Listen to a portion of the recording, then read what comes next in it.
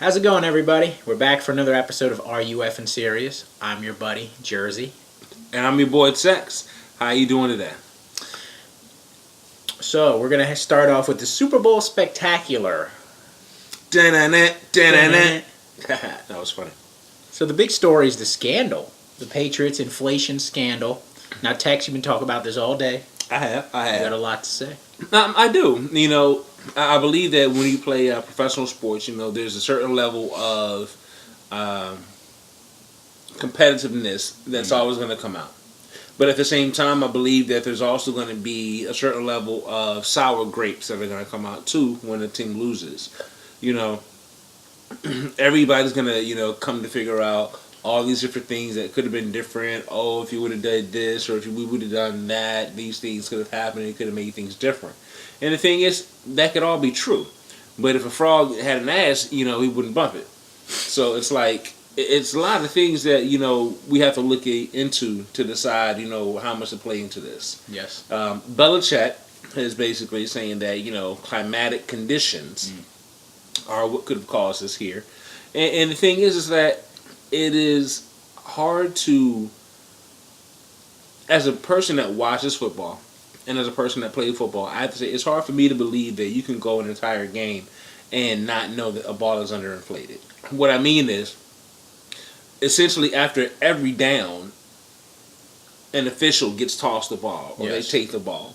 And so the thing is, if they can't, feel the ball and feel that something doesn't feel right with it, it's like, hey, you know what, this doesn't feel right. Hey, give me another ball. If they're not doing that, then it makes me feel that apparently it was not something that big, that noticeable, or something to that effect. It had to be something, in my opinion, where it's after the fact. We have to try to figure out a reason, of why we lost, and we need to blame, someone. And this is what it seems to be to me. So you don't think it could be the referees took a little bit of payola and they kind of... I mean, it could have been. Along with... It could have been. And like I said, if that were the case, then that could help explain how through the whole game nobody said anything about the balls.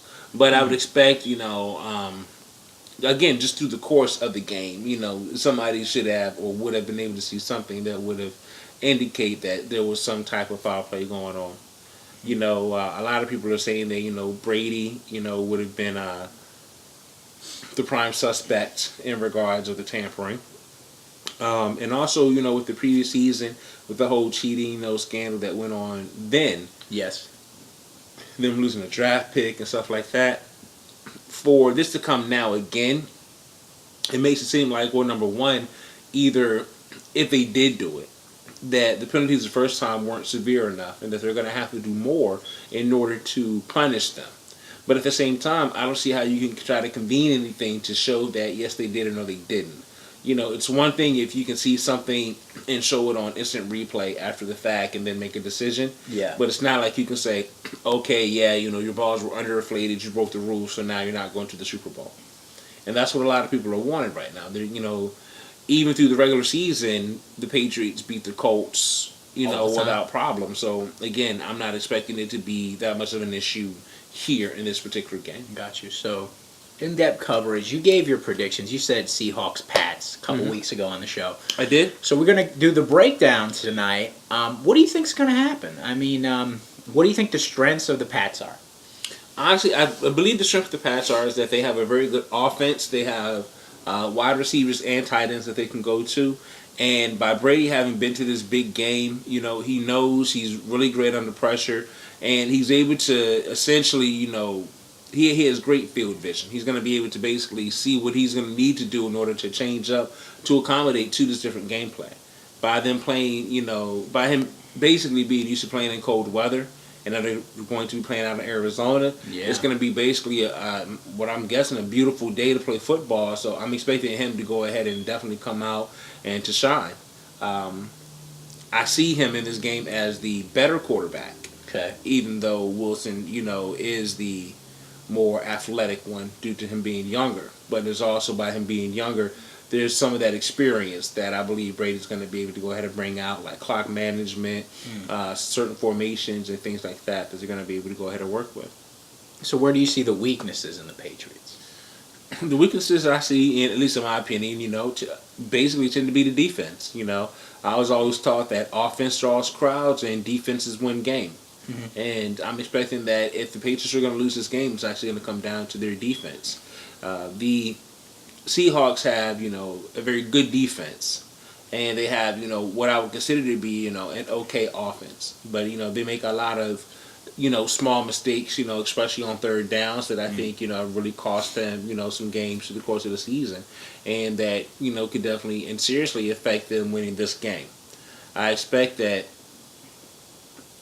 because the Patriots defense is still, working and knocking out the kinks, from last season. Yeah. They've held on, great. I believe they're going to be able to hold on, through this game as long as Brady doesn't turn the ball over with interceptions.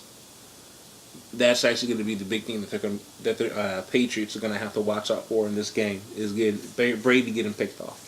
Okay, so what do you think are the ways the Seahawks are going to win this game? The way the Seahawks could win this game is they're definitely going to have to spread out their receivers, and they're going to have to be dropping that long ball. If they're going to try to, run the ball, the Patriots are very good on that run defense. So I don't think they're going to be able to make too much unless they get a couple of, explosive 15, 20-yard gains, a couple of times in order to move the ball. But aside from that, I'm expecting them to make a lot of their big plays on defense as far as working to get interceptions. And then once they get the interception, I'm expecting Wilson to go ahead and drop back, either first or second down, and air it out. Go ahead and, pick up another 30 yards. I'm expecting the Seahawks are going to score first, and I expect it's going to be, at least 2 field goals by Seattle before the Patriots even score. Are you thinking we could see any overtime in this game? I don't. I believe that the Seahawks are going to strike first, like I said, with a field goal. I believe, they'll probably get a second one. Then the Patriots are going to go ahead and start, bringing it back. I expect the Patriots will probably go ahead and get a touchdown. Seahawks will come back down, score another touchdown. And I'm expecting extra point attempts. A field goal attempt. Okay. A couple punt scenarios. I'm expecting this to, essentially not be a runaway game. Right now, I'm looking at,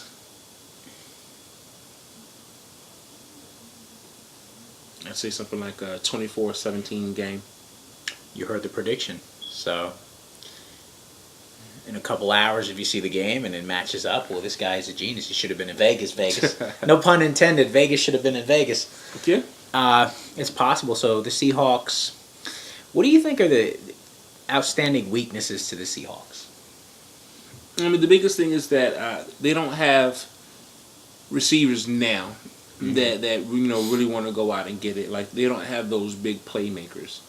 And that's the thing. A lot of teams, when it comes to the games, they'll go out and get wide receivers, that are known for being playmakers, or at least be, known to be yard getters. And the thing is, they really don't have that right now. Like, they have a couple players that are still working, to do on the offensive side, but it's like they don't have enough yet. And a lot of people, would strongly disagree, with how I'm looking at that. But as a whole, they're still a young team. This lineup that they have is still very young. It's still very fresh. And so the thing is, they got to have a lot of enthusiasm, to want to go out there and win. And, a lot of that drive is going to push them, through. But in the end, the end of it is that they just don't have enough experience, going up against the Pats. So at least not in the big dance. I guess I'll agree. I was going to say, who do you see as the MVP of the game?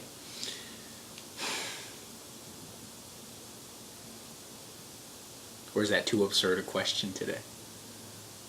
It's not an absurd question. I'm expecting, it's normally the winning team is going to have the MVP. And so it's really going to come down right now and say, as far as how the game is won. If I were just to base it off a speculation again with the Patriots winning, yeah, I'm definitely going to throw out, Tom Brady. Either that or the receiver that he connects with the most for the highest yards. For Seahawks, I'm expecting it's going to be a defensive player for interceptions and or sacks. Do you see a lot of sacks in this game? I see Brady getting sacked at least 4 times. Okay. I expect that the pressure that the Seahawks are going to bring initially, that it's gonna knock him off his game at first. I believe they're going to bring in a couple blitzes that are definitely going to get him. But he knows how to move his feet. He knows how to move east and west and north and south. So I believe that they may catch him a couple times, but it's not going to be enough to put them into the detriment. Before he gets to the point where he gets sacked and they're going to be doing a 3rd and 20, Brady's going to go ahead and find a way out of that situation. Well, I've heard a lot of great things about Mr. Brady, and I hope that they're true. He has pulled a win out of his ass a lot, so tremendously talented. One of the biggest aspects of the Super Bowl is the halftime entertainment. Now, I know this year, Katy Perry and Lenny Kravitz. What do you think about that? I'm not impressed. Don't get me wrong. I think Katy Perry, is a great musician, talented. Same thing with Lenny Kravitz, very wonderful, talented musician. Knowing that they're also going to have a special appearance by Snoop Dogg or Snoop Lion, again, makes me think that this could be, a very energetic halftime performance. Yeah. But then the other side of it is that with those 2 performers, it's letting me already automatically know this is going to be a very California, Hollywood, production, Los Angeles, type of, halftime show. So it's not going to be a lot of good songs. It's not going to be, a lot of great performance, as a whole. So it's usually rushed. It's I've noticed the Prince, the Madonna, the Michael Jackson performances all at the Super Bowl over the last 15 years. Horrible. And I think that's the thing. It's the fact that, they put so much into trying to make these shows work and so much larger than life that's why it's so rushed. Yeah. Instead of people just coming out, you got your stage set up, you sing a song or 2 and then that's it. Now with all the light shows and getting the dancers and the fans and everybody else involved, I can't think of any Katy Perry song right now that would even correlate or come close to, commemorating this event. Same thing with Lenny Kravitz and Snoop Dogg. So what if they just played Dark Horse and Lenny Kravitz joined in the chorus of Dark Horse or something like that? It would be something like that. I don't see how they are, going to make this, that event. And that's the thing, the Super Bowl halftime shows normally set the the mode as far as that big musical event, that first big musical event for the year. And so the thing is, with them starting off and setting that bar so low, I don't see how it's going to go anywhere. The other side is that in the past, it has normally either been what we would consider to be a hip hop artist, yes, with special appearances by non-hip hop artists. Or vice versa, where it's a non-hip hop artist with a guest star from a hip hop artist. Yeah. And with this year, it's essentially, it's just, well, I guess Snoop Lion is still a hip hop artist now, but since he's not really doing music recently, like the last album he did, but it's going to be like when you put them all together, there's no real hip hop artist. Like Snoop is really more like that world artist now, world music and stuff like that. So there's like no real hip hop, elective there in order to represent. Well, who would you want? Like 2 Chainz? I wouldn't. Little Weezy? I wouldn't, but I would. To be honest, if you were looking for, if anything, a hip hop representative, for this past year, I would honestly say if you're gonna have Katy Perry on there, give me Katy Perry and put her with Kendrick Lamar. I was going to say 3 6 Mafia because she did the song with 3 6 Mafia. Well, that would make more sense. Right? Juicy J could be on there. You know what I'm saying? But because he does the hook, remember? Yeah, but that's what I'm saying though. It's like if you're gonna go that route, like you said, go there. You could do Meek Mills, you could do Rick Ross.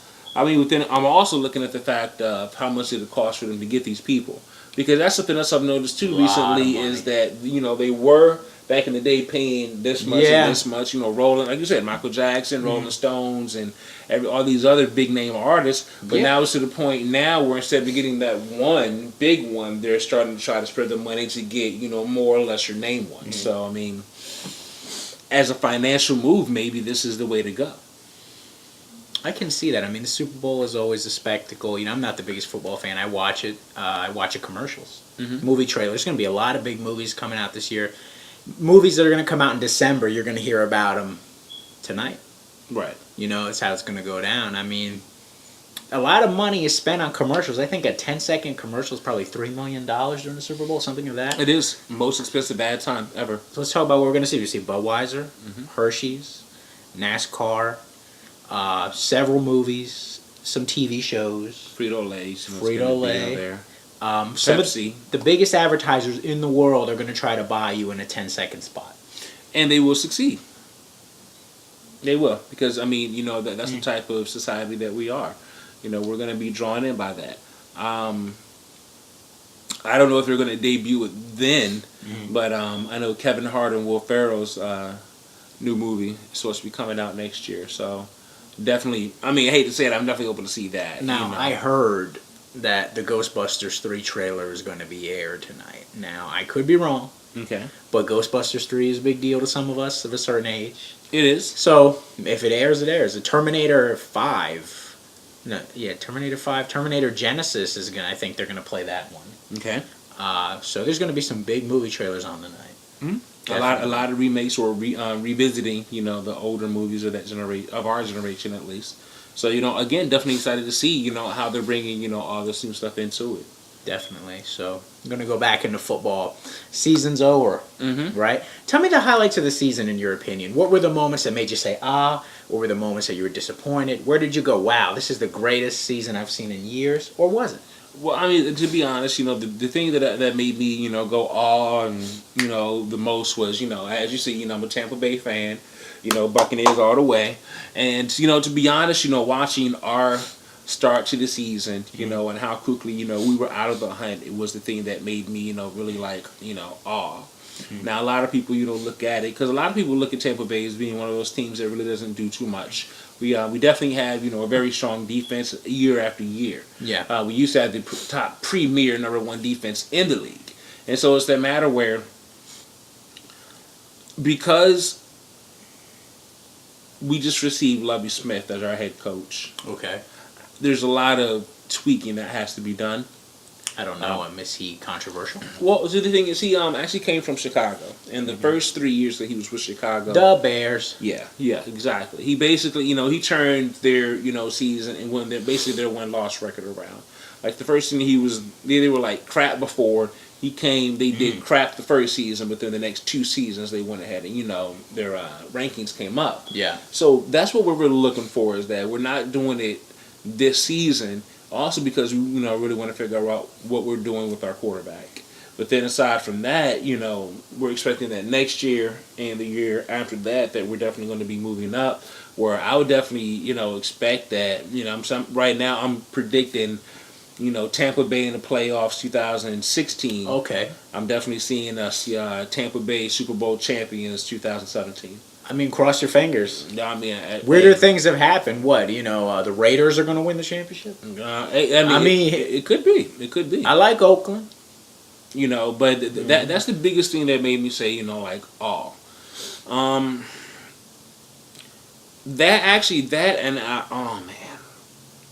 I cannot remember his name. Talk about Ray Rice? Yes. Thank you. I got to talk about it because that happened in my hometown of Atlantic City. But that was another thing, too. Oh, Lord. That seemed to have kind of overshadowed the season. What do you think?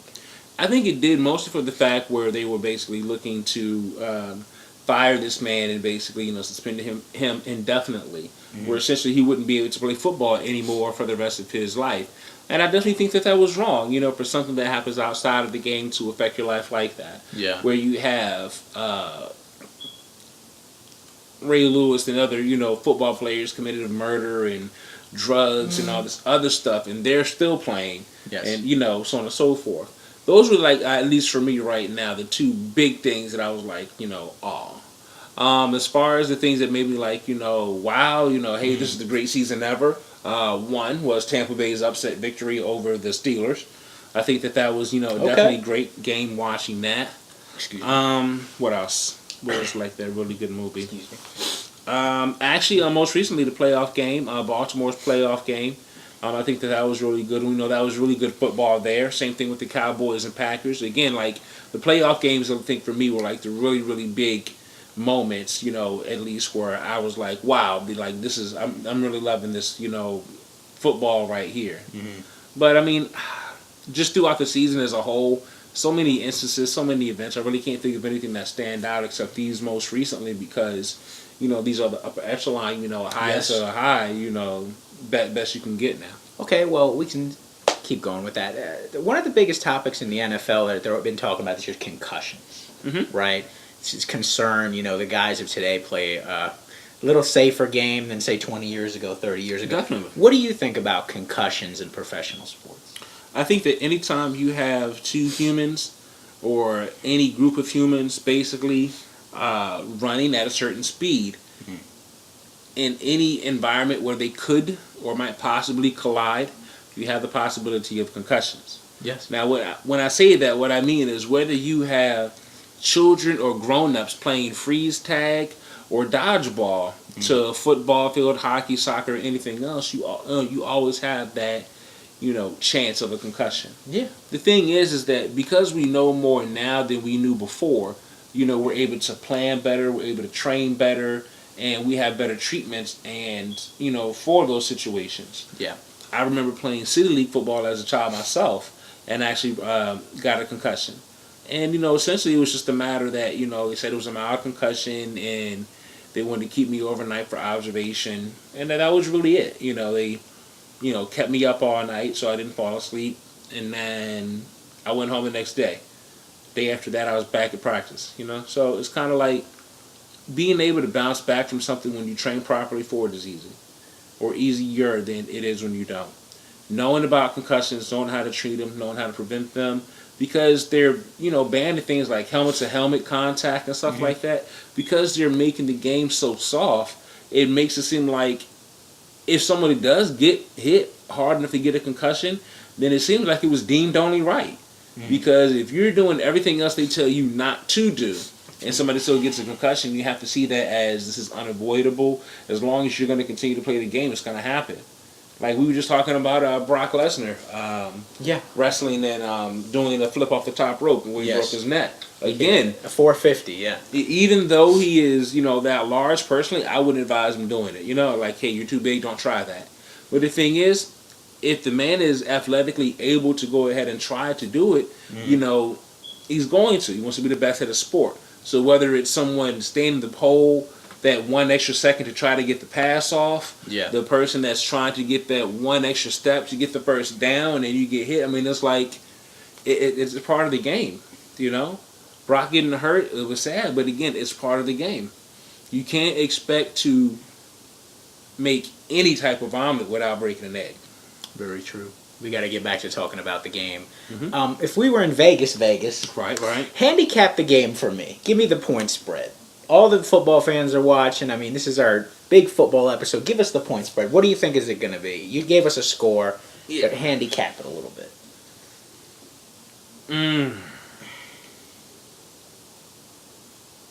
How far you want to go? As far as you want. It's your prediction. It's your handicap. You think the Seahawks are handicapped somewhat in this game? Do you think it's even? If you were betting right now, if you were betting 50 grand right now on somebody, who are you betting on? If I got 50 grand to bet. Yeah, and you had to bet. And they said use the point spread. You're going to have to win you're going to have to win your money based on how accurate you are in these points. I'll go ahead and do.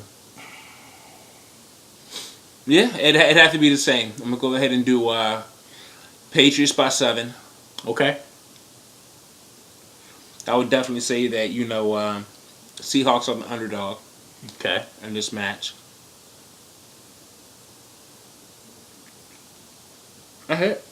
That's it. That's the quickest handicap I've ever seen. Because you know what? Now I don't want to get too deep into it, only because if I'm actually right on some of these things, I'm gonna feel real bad for not betting them. You gonna be calling motherfuckers up like, man, I should have bet. It's like what I tell you. I told you when I told you on the show. What I tell you. Like, when I tell you what I told you was right. Be showing motherfuckers the tape. I have it on tape, man. Right. I predicted the shit. 2 weeks before. I predicted this shit. 2 weeks before. I'm telling you. Well, I hope you're right. I am too. I mean, well, not so much as far as the points and stuff, but as far as seeing and being able to recognize the game that plays, the players and stuff like that, because I think it'll definitely help going forward. Is there anything you want to talk about? Still a lot of sports stuff to talk about. Still a lot of stories we can go on with, but there is. But you know what? I want to go ahead and get ready to watch the game. I know these folks want to go ahead and get ready to watch the game. Anything else you want to talk about? No, I just want to say you were right about the halftime show. Like Katy Perry, Lenny. I like Lenny. Katie's okay. It seems like you said, they're not really trying to appeal to the football audience. They're trying to get a frou-frou halftime show where they can, show the highlights the next day on Entertainment Tonight or something. Yeah, basically all the people that are going to be watching anything else except for the Super Bowl, they want them to tune in just for that right there. That's all that is. Yeah. All righty. Well, again, I'm looking for the Patriots to go ahead and do a real big. Again, in this tonight's game, I wish you much luck. Brady, go out there, break an arm and a leg, go ahead and win it. Next season, go ahead and watch them buck to the playoffs. Again, watch that, check it out. And again, until next time, this has been your boy Tex. It's your boy JC from Jersey. And this has been another episode of Are You Up and Serious? Serious? Godspeed. Have a good one.